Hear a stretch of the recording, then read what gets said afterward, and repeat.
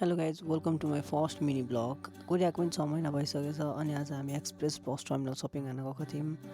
फर्स्टमा हामी बस चढ्यौँ, train time आइसकेको थियो, त्यसैले हामी कुद्दै गयौँ अनि लाइक ओभर टाइम आइसकेको थियो। 1 सेकेन्डले झन् लेट भएको अनि जाने बित्तिकै ट्रेन आयो, ट्रेनमा चढ्यौँ अनि त्यहाँदेखि आफ्टर हामी दङदी खाना खान गयौँ। भोक ओभर लागिसकेको थियो अनि डाइरेक्ट हामी एक्सप्रेस बस टर्मिनलतिर गयौँ। सो हेऱ्यौँ लुगासुगा अलिक पैसा थिएन, त्यसैले हामीले यो एन्टिक पिस हेर्दै लाग्यौँ अनि अगाडितिर लाइक ओभर दामी दामी लुगाहरू थियो र फुल पनि राम्रो थियो, बट दिनलाई कोही थिएन, त्यसैले मैले फुललाई माया मार्दै। अनि यो ब्याग थियो ओभर राम्रो लाग्यो, त्यसैले यो ब्याग चाहिँ किन्यौँ अनि बरोबर राम्रो रहेछ। हामीलाई एउटा नयाँ ब्याग सर्भिस पनि दिनुभयो अनि पेमेन्ट गरेर सामान लिएर हामी फुल हेर्दै लाग्यौँ।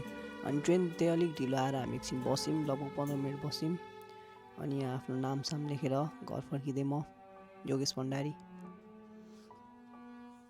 यो पाना पनि बनाइदिएको, कसैले हेरिहाल्छ कि।